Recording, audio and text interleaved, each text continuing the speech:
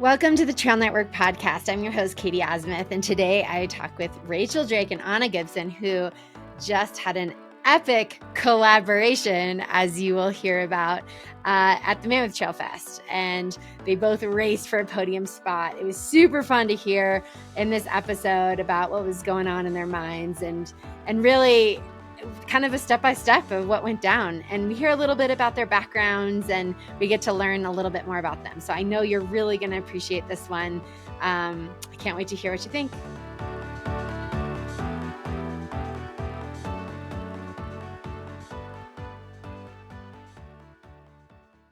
Welcome, friends, to the Trail Network podcast. I am your host today, Katie Asmuth, and I am joined by the great Rachel Drake and Anna Gibson, who just had an epic battle for third and fourth place at Mammoth Trail Fest, a Golden Trail Series event. It was a throwdown, and I can't wait to dive into the details today. But first, Anna, how are you feeling? Well, full disclosure, I have a bit of a cold that I came home with, so hopefully I don't sound too sniffly or nasally. But yeah, I'm feeling pretty good otherwise. I think just it was a lot to ask the body to do 2 races back-to-back weekends. Yeah. And I know a lot of people are a little under the weather that I spend time around, so yeah, hopefully I recover quickly, but the rest of the body's feeling good. Isn't that incredible? This is typical to races, right? Where you've given your every little ounce of yourself and now your body's like, I have nothing to fight this virus. I'm just going to be sick. But I want to get into what you were just mentioning, how you raced 1 week prior to Mammoth Trail Fest. But Rachel, I want to hear from you. How are you feeling a couple days removed from the race? I feel way better than I felt after Western States. I'll say that. But the fatigue has kind of like, I didn't feel it the day of the race. I didn't feel it the next day, but I feel like my soreness is kind of now just creeping up, which is super interesting. And it's like definitely that descending, that really hard descent. And then just my hip flexors are pretty tight. Also, I apologize. Tyler's hanging up some stuff in Lou's room, so you might hear a little bit of pounding. Oh, do we get a Lou appearance, please? Maybe. Yeah, if he can bust down this door. Oh, after this weekend, we're besties. So I really love him. Okay. It was really fun for me because I feel like I got a front row seat to the race. Just being, on the spectator side and also the organization side of Mammoth Trail Fest. Living here, it was also really fun because Rachel and Tyler and Lou stayed with me and the fam here in Mammoth. And so I got a little sneak peek into kind of how you were feeling before the race. And you came into this race feeling like this is kind of a fun way to add some speed. But you, at least it didn't seem like to me that you were kind of taking on this pressure of the Golden Trail Series the way you could have. Is that how you felt going into this race, that it was kind of just like you're going to push yourself, give it all you can, but that was kind of like a cherry on top for the season? Or how are you feeling going into the race, Rachel? I mean, I definitely cared a lot about the race. I feel like I had decent training going into it, and I knew that I wanted to really push. I didn't really know what was possible, but I know that I race better when I don't allow the pressure to creep in. And so I think keeping it light, staying with you, just like, I kept saying this throughout the weekend, like the vibe was really good at your house, and just, Lewis, my son, playing with Katie's 2 boys, and the dogs playing together, and just, it was really, good. It was just a good pre-race kind of setup, just to feel like, we were having fun kind of regardless of how the race went. Like the trip was already awesome, regardless of the result. So I think that helped a lot. Yeah. And Anna, you had raced at Headlands 27K the week prior. So another Golden Trail Series event where you were 6th. And that was a really fast race. It was really interesting for all of us, kind of curious how people were going to perform after competing at such a, you gave everything that race, and then to be able to ask your body to do the same, but more in like a mountain race, and to be able to climb, and then those hard descents. I'm curious what were your expectation and kind of goals going into Mammoth Trail Fest? Yeah, I mean, it was a really interesting double, honestly, because the races were so different. Like you said, like the one in the Headlands here in Marin County, it was like super runnable, 3 uphills, 3 downhills. So it was like kind of almost like an interval workout with these like 3 big sections of climbing and descending. And like showing up to Mammoth, it's completely different in terms of like environment, race profile. Like the air is so dry in Mammoth compared to Marin. Like I showed up and I was just immediately like drying out. I'm like, oh my gosh, my throat hurts, my nose hurts. Like adjusting to being back at altitude. Like I love racing at altitude, but it definitely feels different when you've just been at sea level to like transition into that new environment. But I was a little bit disappointed with my performance at Headlands. I ended up 7th, but I was like in 3rd and just kind of fading the whole race and like just really struggled mentally to like stay in the game. So going into Mammoth, I was like, okay, I want to take another shot. I like did not feel great this past weekend. Like I want to go see what I can do on a race profile that fits me a lot better. And I had a great time at Mammoth last year, so I was super fired up. It was like a great way to cap off another week. So. Yeah, that's a good point. So you had come to Mammoth the year prior where you were 4th. And so you had some splits that you could go off of. You knew the course. Rachel came in, can you tell us a little bit about your recon of the course with Danny Moreno?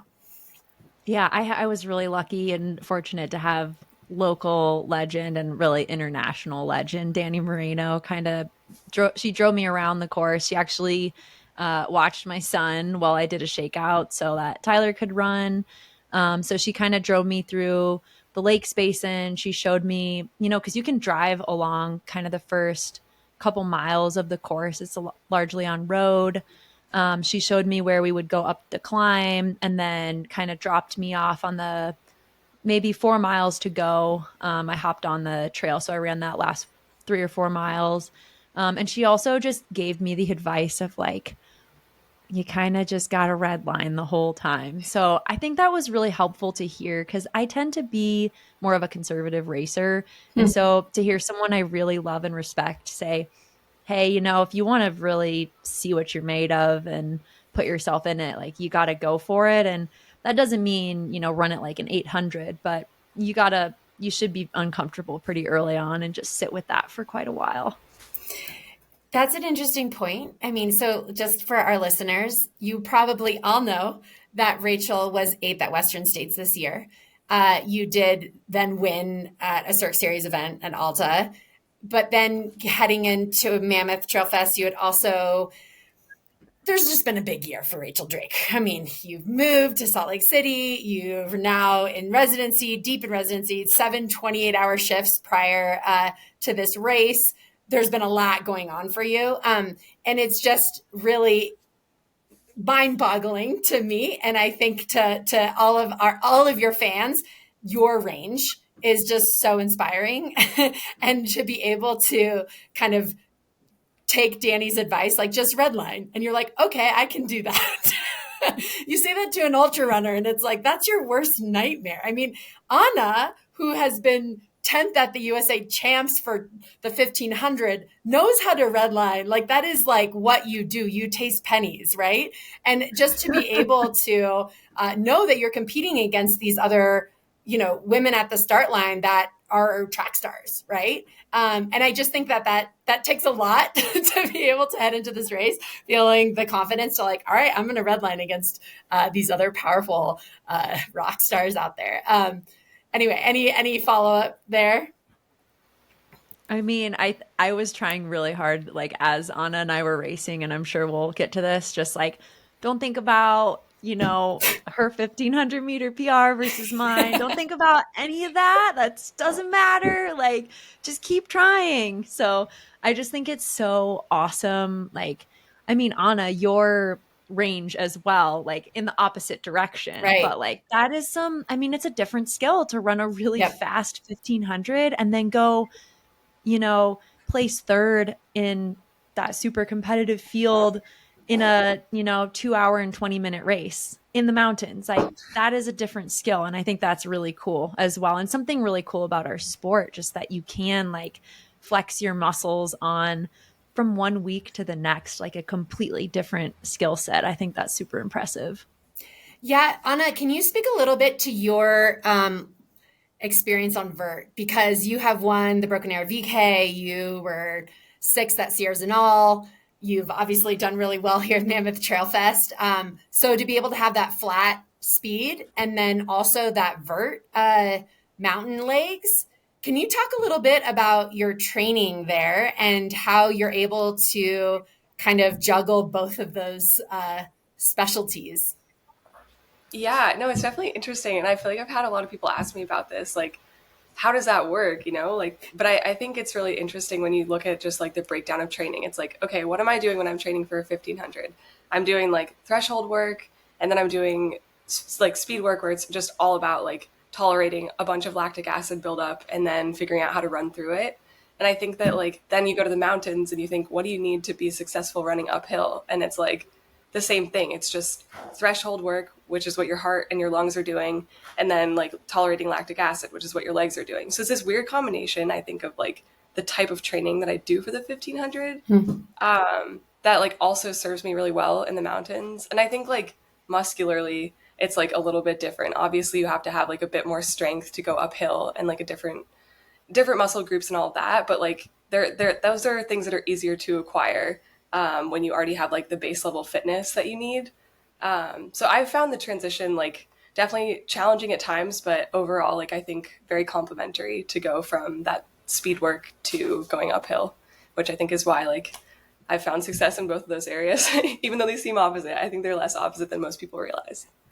I have a follow-up question for that is less to do with the training, but more to do with the mentality of like shifting between the two, and whether you feel like there's this element of mental freshness that comes from like, oh, I'm done with the track, where I'm like, I don't know if you ever feel like everyone's watching you the entire time, to like, okay, now I can go disappear into the woods for a while and pop out on the other end. Like, just curious, like your mentality shift and if you feel like it keeps things fresh, kind of going between the two.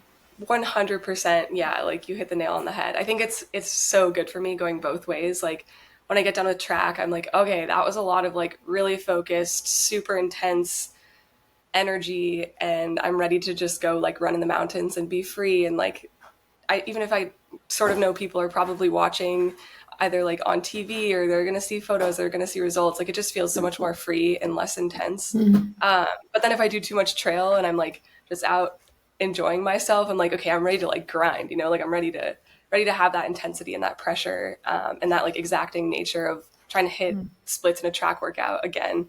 So it definitely keeps me fresh. Yeah. Cool. That's awesome. Do you go back and forth during your training? Like right now you're in trail season, but like, are you doing track workouts for Mammoth Trail Fest is my question. No track workouts lately. Okay. I haven't done a track workout since like July. But I definitely do like a bit of speed work on the road, just like, I don't know, doing random threshold, like 5:30 pace, maybe a little bit faster. Cool, girl. But yeah, no track workouts lately.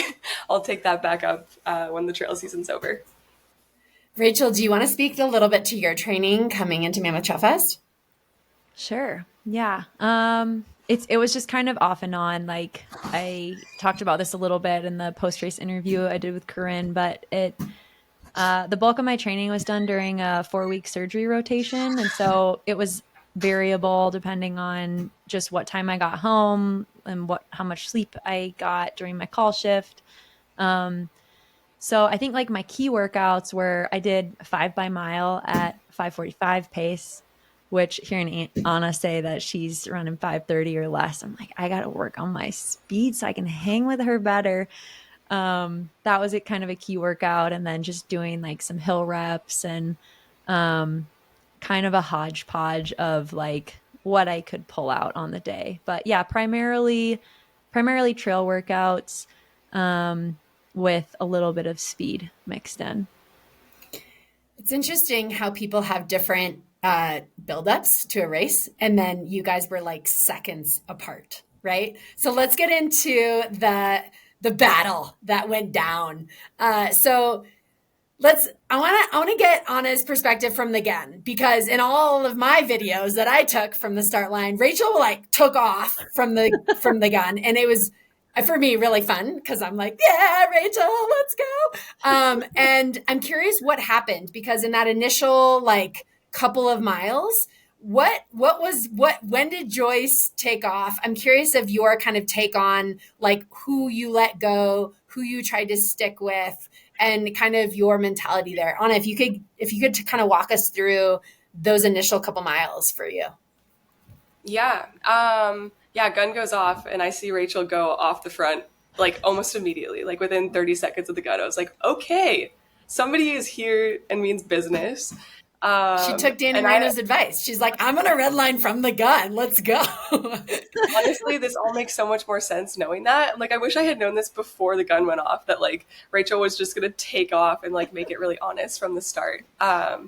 But yeah, Rachel went, and then a number of women, like it just got strung out pretty fast. It felt like we were running up the first road section, like at a pretty decent pace. And there was maybe like 5 women, kind of in that front pack, and then just like a string behind. My race plan was to go out a little bit more conservative because I was thinking, okay, like we're at altitude. I just want to like, I know people will start to come back towards me if I'm just patient, since I've kind of experienced that before, especially with like a lot of Europeans who don't live at altitude and don't experience it very often.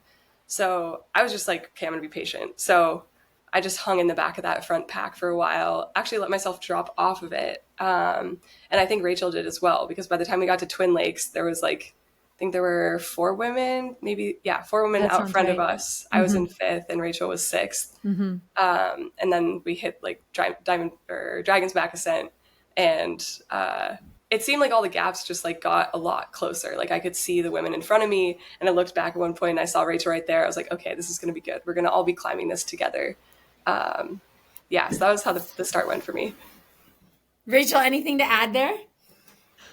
No, I think it's kind of funny. Like I wasn't expecting or trying to like go off the front. I think I just must have had some adrenaline that I just needed to get out. And I was talking to Alio after, and she's like, yeah, if you got it, just let it flow. Like, let it go. Just burn that off. And I think it was within a half mile or a quarter mile that I felt like I just got swallowed up by like 10 people.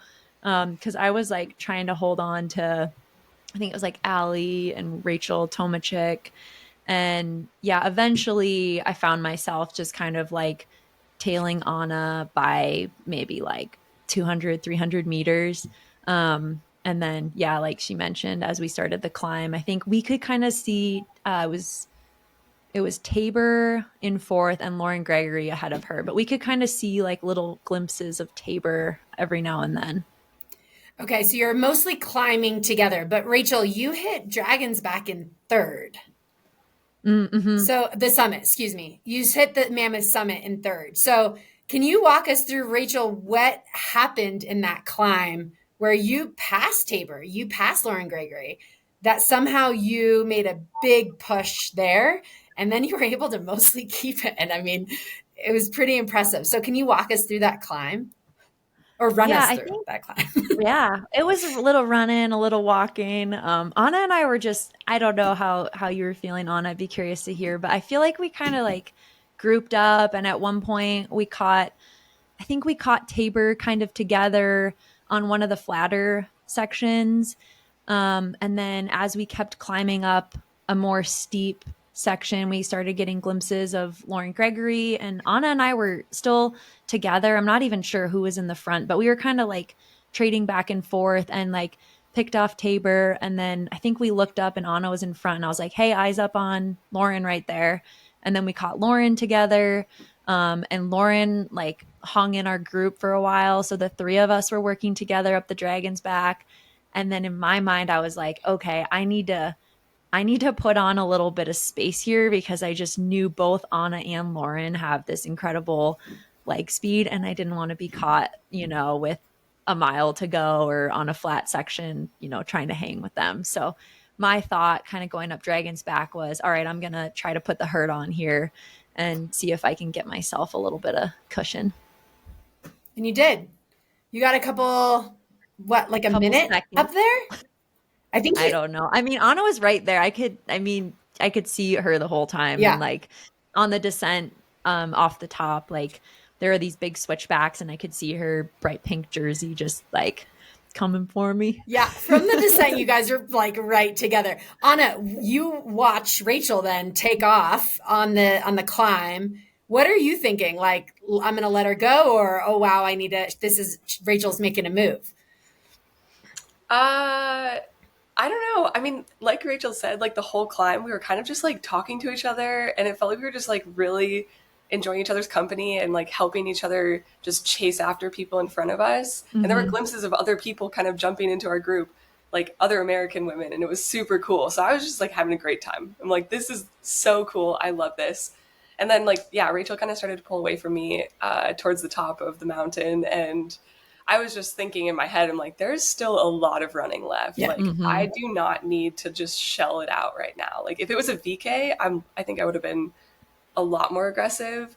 But I was just like trying to will myself to be patient, knowing that there was still like more than half of the distance to run. Yeah. And having like done that descent last year at Mammoth Trail Fest, I was like, okay, this is actually kind of a long downhill that takes a lot of energy. Like, you can't just be empty when you get to the top of the mountain and like think that you're going to coast back down to the village. It's just not really how it works. Mm-hmm. So I just was trying to be patient, but also could respect that like Rachel has mad stamina, and I was like, this actually could be pretty scary. Like, I don't know. I just thought I should wait before I ran any harder. And the beauty of it is like, we didn't know what was going to happen. Like, we're just kind of like trying to play to our strengths and make the best decisions for ourselves. And like, I mean, we'll talk about this too, but I just feel like so satisfied and like trying as hard as I did. And there's no way that I would have gotten to that point without you, you know, being right there and like pushing me along the whole way. It was just so cool. Yeah, it was so cool. It was such a different experience than what I had at Headlands the week before. Like at Headlands, it was just completely socked in with fog, like the thickest fog where you couldn't see anyone behind you or in front of you until they were like right on your shoulder and you could like hear them or you were on theirs. So you had these like very brief interactions with people.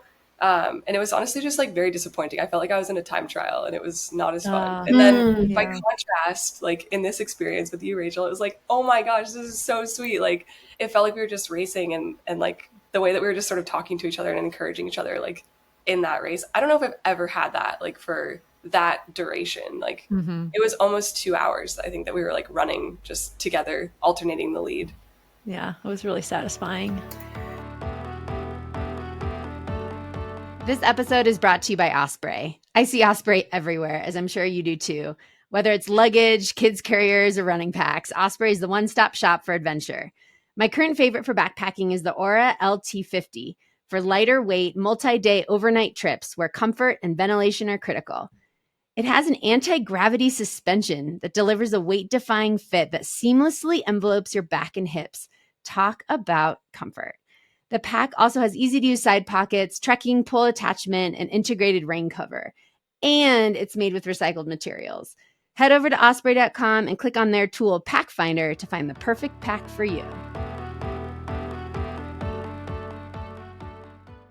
So we're at the top. Now we're on the descent. The two of you are basically then for the rest of the race together.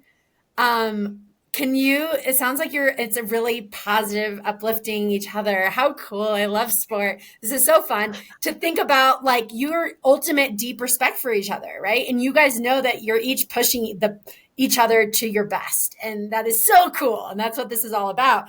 But it's unique, you know, and to Anna's point, like, that doesn't always happen, you know, and it's really special. And that's why I wanted to bring you guys onto the podcast, because that's like really, really magical when that kind of unique experience happens. And we get to kind of get these glimpses of your true, like, authentic self being able to run and push somebody else into their best. It's so awesome. So you guys are basically running together. Now, it sounds like you're kind of talking back and forth, kind of like encouraging each other. I mean, it sounds like it was really positive. It's got to feel pretty good that you guys are, you know, an American contingent. We can talk about this later, but the American women threw down. So there's got to be some pride there. What was going on at aid stations? Were you guys kind of panicked going through aid stations? Like, is someone going to make a move? Were there some of that like mentality going on, or was it pretty efficient and you guys were kind of working together through them? I don't know that we actually went through any of the aid stations together. Okay, I don't think so. Because we weren't together at Twin Lakes. And then at the summit, I had like, oh, mwah, it was amazing. I had the most beautiful handoff of a bottle that I've ever had. It was just like the most just swift motion. Who handed you your bottle? I got it from Elisa, who's the Golden Trail nice organizer. Nice. Yeah, she crushes it. She's critical. so good at it. But yeah, so I just ripped through there, and you were already ahead of me at that point, Rachel. Yeah, And then I had a similar situation. I just had a really quick bottle handoff. I think Kim Gaylord saw my bottle on the table and she's like, I got this one. So she handed me my bottle. I didn't stop at any of the other aid stations. Did you? No, I didn't either. Yeah. So there was, I guess in a way, there was no panic because we were just blowing through. And that was part of my plan, like talking to Danny. I feel like I knew that it was going to come down to like seconds and I didn't want to be messing around with aid stations. So you stopped only at the summit, both of you? I'm not even stopped, but Or not stopped, but was your only bottle handoff. Okay. Mm-hmm. Yeah. Okay. All right. So you're blowing by aid stations. You don't care about them. You're running together. I mean, at this point, and this is what's so fun about this sort of speed too, where it's like you've got to be almost feeling in a bit of a meditation where you're not probably thinking much at all, or maybe you are. And if you could maybe get into like your mentality while you're racing, is it just like, I'm just so focused and so dialed and probably somewhat hypoglycemic that you can't think about anything else? Or where's your mind while you're kind of both of you battling for those last really 10 miles? Anna, do you want to get into that? Maybe less. It was probably more like maybe 6 or 8 miles, right? But Anna, do you want to talk about your mentality while, you and Rachel are kind of like back and forth, like while you're running? You pass her a little bit, then she passes you. Can you kind of walk us through what you're thinking about, or are you thinking at all? Yeah, I mean, I was kind of just like trying to be really calm and like even keeled because it's obviously, it feels like an emotional win when you pass somebody and you're like, heck yeah, I'm crushing. This is awesome. I feel good. And then like when that person comes back and passes you again, you're like, oh no, I haven't ruined them yet. And I'm not there yet. Like you just start suffering and you're wondering like, how are they feeling so much better than me? Oh no, am I going to be able to hang on to this position? And it's just, if you let yourself overthink those things, it gets really stressful and it takes away, for me, like so much joy in racing. So having Rachel there, I was like, okay, like we're just doing this together. And I just had that in my head, which like when I got to the finish and everyone was like, wow, you guys had an epic battle. I was like, it didn't really feel like a battle. Like it just felt like we were working together and like we were both just like thriving off of each other's energy. And so I was just trying to like be calm and like let Rachel like pull me through the parts that were hard and then pull her through parts that were hard for her, and yeah, just make it to the finish line alive. I love that so much. I feel like working with Anna, I was like, okay, either like together we are gonna pull ourselves further away from whoever's behind us and hopefully closer to whoever is in front of us, and like we can sort out who's going to be in the front like in the end. But I just knew that like we would be stronger together. And I kind of have like a history of like she said, just thriving on like being with someone, not in a I want to beat you kind of a way, but in a more of a collaborative kind of way. And this is something my husband Tyler, who coaches me, he also coached high school cross country, and he would always talk to his athletes about competition as collaboration and like seeing your competitors as your collaborators and not your enemies. And I feel like that honestly just reframes the whole idea of racing. Like rather than getting to the start line and feeling nervous looking at, people that you're racing, just feeling bolstered by their presence and like really getting excited about working with them to ultimately get the most out of yourself, regardless of where that puts you in the race. Yeah, we've talked a little bit about this on previous episodes, Rachel, about how the respect of the other competitors on the line, and you're looking at each other going, you better give your all because I'm going to give my all. And it is a mutual respect saying that I'm going to show up my best so that you can be your best. And, we talk about how I tried to race a gravel race in April and nobody else was racing. And I was so mad, like someone raced me, and it's like this, you guys got something that was really special because you were able to push the best out of each other, which is so, it's really special. And that's why we do this, right? It makes it all so much more fun and gratifying. You've got to be super satisfied with how the day went. All right. I'm curious, Anna, if you can speak a little bit to the mile out of the finish. What went down? Yeah, well, obviously at some point I knew it was going to turn into a race between the two of us. Because we'd carried each other that far, and I knew that we both wanted to be third and make it on the podium, which is a big deal at Golden Trail races. I mean, really any race, to be honest, but that was a super stacked field, and I wanted it really bad. So I was just in my head trying to figure out what's the best way to get this done, and I honestly took a huge risk. Like when I made my move on Rachel, I was like, maybe this is just another one of those moments where I just take the lead and I pull her for a little while. Like maybe this is like all the other times that we went back and forth in this race. But I went around her and just something about that one move felt different. And I just decided, okay, like I'm going to send it. And I don't know if I'm going to make it to the finish or not, but I'm going to try. And I thought worst thing that happens, like I just get passed back and I end up fourth. And life goes on. So I was like, well, it's not that bad of an outcome. So I just made the move and I decided to try and go with it and open up a gap.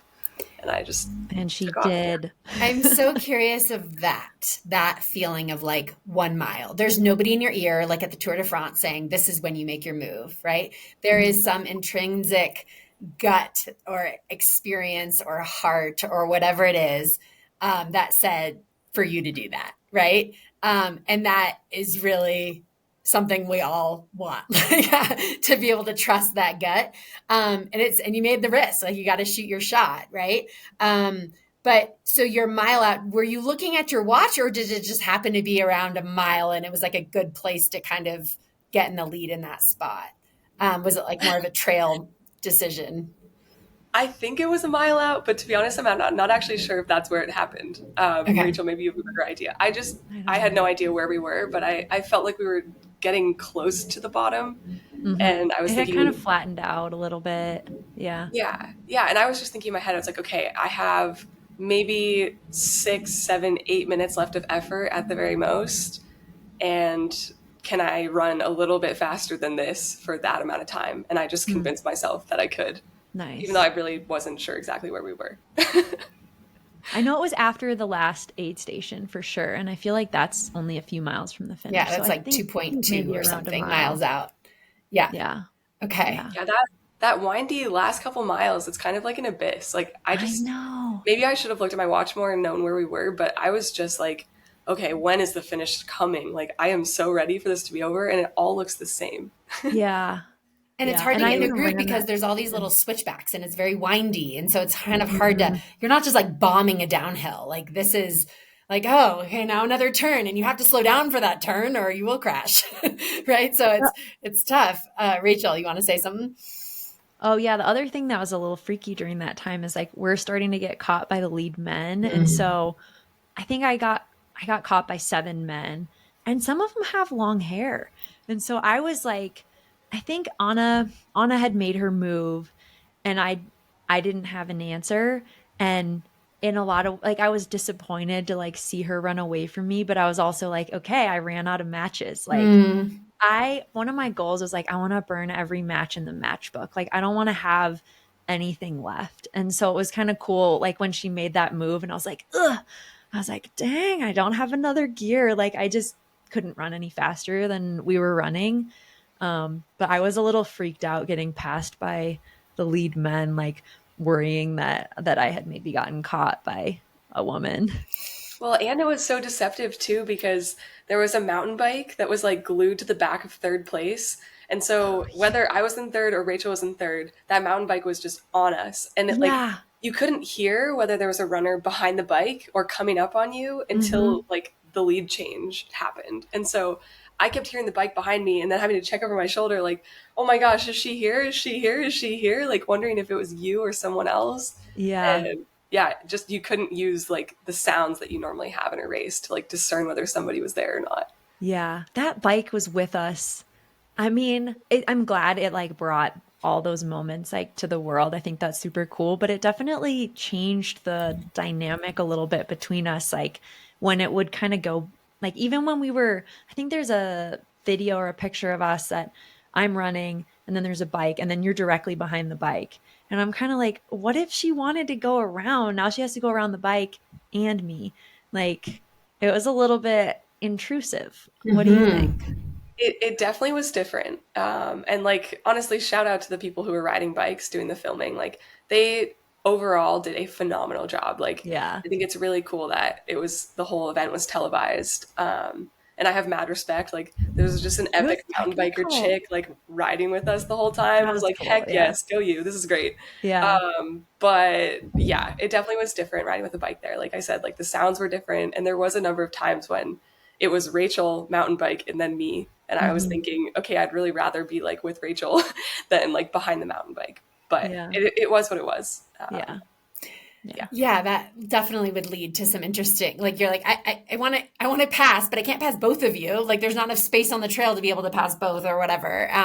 So yeah, that is interesting. So, but then there's also times where, you know, I mean, I saw that picture that you guys are talking about, but then there are also times that the biker was behind you and then you would have both of you, which as a viewer, that's more interesting because you want to see where everybody is. If they're between, it's almost like, well, where is the other one? That's good feedback generally. Okay. So then she takes off, you can't respond, but I mean, you're giving this your all, Rachel, like you are you're going as fast as possible. Do you feel at that point, do you wish you had another bottle? Did you feel like it was a fueling? You felt like it was all just, I just couldn't keep up. I mean, I think it was like, it's just, I didn't have the leg speed. Yeah. I didn't feel like, even when I finished the race, I was gassed, but it wasn't like, I don't know how to put this. Like, I didn't have anything left, but it wasn't like, you know, the end of Western states where like metabolically and like my whole endocrine system, like it wasn't like my body was shutting down. It's just, I didn't have the sharpness. I didn't have the speed to be able to respond. I don't think it was a fueling thing. I think it was just purely I think we could have, you know, obviously if Anna and I raced a mile, like who do you think would win? Right. Anna's going to kick my butt. And I wasn't thinking about that in the moment. I wasn't thinking like, well, yeah, she's faster than me. Like I just chose to believe that, you know, maybe I could still like, maybe my fatigue resistance or something was gonna like help me out in the end, but I just didn't have another gear to match her increase in speed. And to be fair, like I felt like I was throwing like moves in all throughout the descent. Like there was a moment where we went down this like weird steep sandy spot and I just like went full send, like anytime there was something like that. And I feel like I'd be able to like, if I was behind her, I'd be able to slightly get around her. If I was slightly in front, then I would get like a second. But I was really like redlining and trying to put moves in like that whole time. Yeah. Rachel, let's not discredit your speed here. No, I think we're being all kind and like just very mutual. And over here, Rachel's like attacking me. She's putting attacks the whole descent. Hilarious. No, I totally like, I felt like we were working together, but I was also like trying to like capitalize on, you know, any moment that I could to try to like, you know, go a little faster. But I did feel like the vibes were really good. And I did feel like we were working together, but maybe it was a little earlier than a mile to go where I started feeling like, okay, I need to start, you know, throwing some moves in here because I knew it was going to flatten out and I knew that I didn't want to be too close. But and you did do really well down that technical section. Like there was like a half mile chunk of the descent before it flattened out that was like decently technical, just like a couple of drop offs and some rocky sections and then this like wooden bridge. And I remember that was where, Rachel made a move there and was just going through that so much faster than I was. And I was just like, man, I don't even know if my legs are going to hold me up. Like, I felt like I was going to trip. I just felt so wobbly at that point. And I was like, oh, wow, she still has a lot left. This is kind of scary. That spot with the wooden bridge, I feel like I almost like, I landed kind of funny, and like, you know, I can tweak your back if you like land flat footed. I did that and I was like, ooh, oh no. But yeah, I was trying really hard. And I love hearing you say, like, when you're talking about having to make your move with a mile to go, how you were like uncertain about whether you'd be able to hold it. Like, it makes me really happy that I like put you to that point where you had to like do that. And then also to prove to yourself, like, okay, I can do that. Like, you can hold it even when you aren't sure if you can. But if there's no one with you at that time, then you don't have to go another step deeper into the well. 100%. Yeah. And it's also really interesting. Like, you were thinking about my speed while I was thinking about the fact that you do 100 miles and like know that level of fatigue, and I just don't. And so like, I was thinking about how you were probably just running the leg speed off of me. Like, we were already 16 miles deep. How am I supposed to dig deeper? Like, I don't have any speed left at that point. You did though. It was awesome. It's just so funny that we were like in that moment kind of like thinking about each other's strengths and weaknesses and trying to like weigh them against our own. Yeah. Yeah. It was really cool. Which brings us to, let's talk a little bit about how the American women just absolutely annihilated. And it's really special because these are people that you've raced before. You know their strengths and weaknesses, right? And you may not know that if it's somebody that's internationally that has come from across the ocean. And it's interesting to have that many women that you know, and you know their story and you know their background and you're friends with them. And it does change the dynamic. So 3rd through 9th was separated by 3 minutes and 39 seconds. Holy God. And there were 7 American women in the top 11, which is just incredible. It was like very cool to see like all the American flags, right, on the final like top 10 list, which was really fun to see. So I'm curious if you guys could speak a little bit to that and American running right now for the women in the sub ultra distance and how fire it is right now. So we've got Joyce and then Floria. We're 1st and 2nd. Then we have Anna Gibson and Rachel Drake, 3rd and 4th. Tabor Hemming, Lauren Gregory, 5th and 6th. Aurea Liassi and Ali Ostrander were 7th and 8th. MK Sullivan and Meow Yao were 9th and 10th. And then Rachel Thomas, I'm going to always mess up her name. Tomachik, I think. Tomachik was 11th. So it's pretty incredible, like the amount of American women. So let's see, we got 3rd, 4th, 5th, 6th, 8th, 9th, and 11th. Yeah. It's pretty amazing. And I don't know, it's just so crazy to see that after the event, because showing up to it and getting to the start line, it was like, holy crap, there's a lot of heavy hitters here, like internationally. And I've become like quite familiar with the Golden Trail fields. Like, any given race you go to, there's like some combination of the top 15, probably 2/3 of the top 15 in the series are at every event. But this one just felt like especially competitive. It felt like there were so many people who came over from Europe or from Africa or wherever to like compete in this race. And to see that many Americans just filling the top spots was just absolutely amazing. It's not how I would have expected that to go. And I think it just speaks to the depth and also just the energy that we had on the day. Like, seeing each other out there and working with each other was super cool. Yeah. And I feel like we had some sort of like home court advantage, just, you know, knowing a lot of the people that were at the race, knowing people out on the course cheering, not having to travel overseas, I think makes a big difference. Like, it takes a lot out of you, or like just having access to the food that you're used to having. All those factors come into play. And then also, you know, it's no secret that like 2 of the, I think, heaviest hitters, Judith Weeder and Meow Yao, are coming off of OCC and Headlands. And so I kind of knew they were both pretty tired. but then also like Tabor Hemming, I knew that she was going to crush. And I thought it was really kind of funny that they didn't put her in the top 10. Cause like, I mean, come on. She's always up front. Yeah. She's always a top 10. Mm-hmm. Yeah. It's funny because I saw the top 10 predictions and I was like, oh, I guess Tabor must have decided not to race, because how could she possibly not be in the top 10? Yeah. Yeah, I think they just like give a lot of preference towards people who are in the series or have done the series or something. So I feel like she just, I mean, not that it really matters. It's just more obligations, but I thought that was interesting. I want to hear a little bit about your relationship with Lauren Gregory. I just met her for the first time and she's my Nike teammate. She's super sweet. And it sounds like, just from what I've been reading on Instagram, you guys go back a ways. I'm curious. We do. Yeah, it's kind of funny actually. So Lauren and I, we raced each other in high school in cross country, because she grew up in Colorado and I grew up in Wyoming. So I remember the first time that I raced Lauren, I was at a race with my high school team outside of Denver at the Liberty Bell Invitational, and she crushed me there. But I was like, wow, this girl's fast. Like, she's awesome.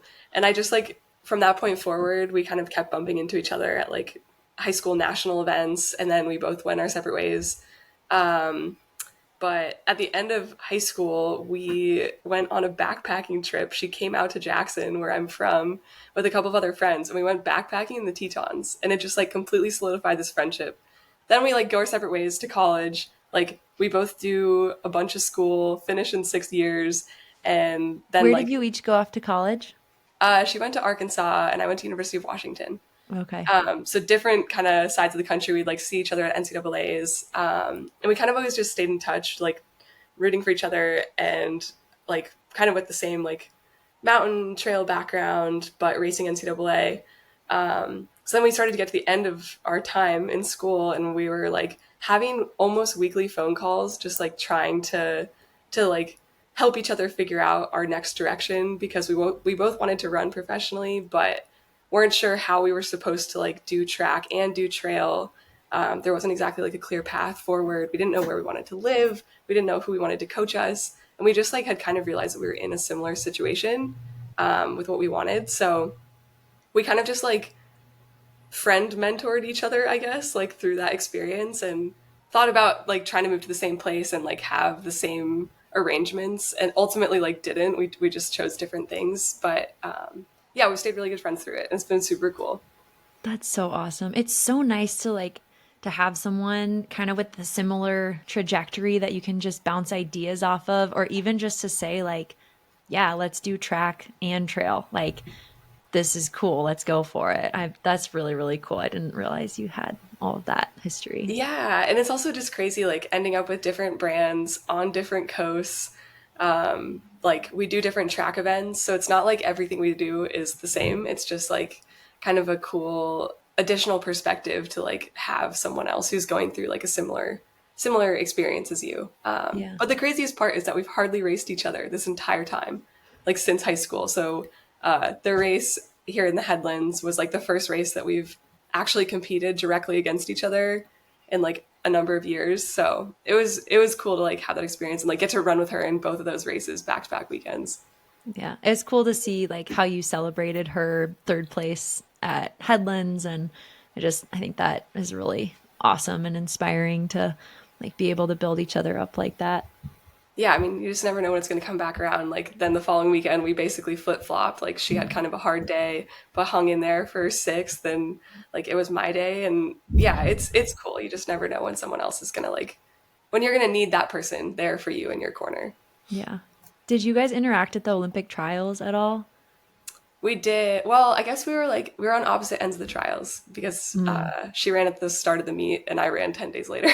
So we were peripherally interacting, but we weren't actually there at the same time. Okay. It's just so cool, like, to have two people who compete at the Olympic trials and then go and run in Golden Trail like a few months later. It's awesome. I feel like Golden Trail's like, oh no, there's another one. No, they love it. They love it so much. They want all the accolades. That's what they want. Yeah. I mean, I think you are a bit of a pioneer. I mean, we know Grayson Murphy was also kind of one of the first that took that on where like, I'm going to run track and I'm also going to, run in the mountains. But it does feel like there's this push, right? With the trail team, with Andy Wacker, trying to get more of that speed talent into the mountains. And you guys are still able to kind of juggle both. And it's super fun to watch. And I love that story. Rachel, I had no idea that they had that background. So I'm so glad you brought that up. That's very cool. That's cool. All right. In closing thoughts, if you guys could each kind of talk about the rest of the year, if you guys are looking for racing again, or you're going to call it, is this the end of the season? What's going on in your minds? Rachel, do you want to start? Oh, sure. Yeah. So I actually have done a race every single month since December of 2023. I skipped July after Western States, but I raced CIM, then I raced Black Canyon. Hong Kong, then Black Canyon. Oh yeah, Hong Kong, thank you. Black Canyon. Then I raced an 8K on the road. And then Gorge Waterfalls. Oh yeah, thank you. Gorge Waterfalls, Tillamook Burn 50 miler, Western States. July I skipped. August Cirque Series. Alta, Cirque Series, and then Mammoth. So I need to get something in October. I don't have anything in October. And then November, I'm signed up for both Ultra Trail Cape Town and JFK. So I need to decide between the two, but I'm leaning towards JFK 50 miler. I think logistically it'll be a little bit easier to train for time-wise because it's more like marathon training. And then after that, I'm going to take a break. Wow. I am mega impressed. That's super cool. I didn't realize that. All hail Rachel Drake. Holy God. What a year. That's incredible. I mean, you're not peaking for every one of these races, but you just see them as like the road 8K was purely like my Bowerman track friends were all running it and they were like, we're doing it as a team. And so it was just a fun, road race, but yeah, racing can be training too. Totally. Anna, what's next for you? I'm not sure what is directly next. I'm definitely going to go to the Golden Trail Final, which is in Locarno, Switzerland, on October 17th through 20th. That's my October race. Just kidding. You should come. Honestly, please come. You'll make my race again, I'm sure of it. That would be so fun. Help me get the most out of myself, please. It would be an honor. Definitely considering some type of hard effort between now and then, just because that's a month without racing. But yeah, that's what's coming up. And then I'm not sure if I'll call it a season after that or if I'll fit in one more event before the end of the year. But I feel like I've been racing for a while, even though it's nowhere near the streak that Rachel has. So I think with track and trail backed up to each other, I think it'll be time for a good break when I'm done with Golden Trail season. A well-deserved break for both of you is coming at some point. Well, thanks to both of you for coming out of the podcast. This means a lot. I know that you guys are totally pooped from what an epic weekend. So it means a lot for you to come on, and we wish you the best, whatever the future holds. And we're rooting for both of you, and we hope for more future Rachel and Anna throwdowns. This has been a really fun collaborations with fire and spice. Yes. Thank you guys for coming on the podcast. Thank you. This was so fun.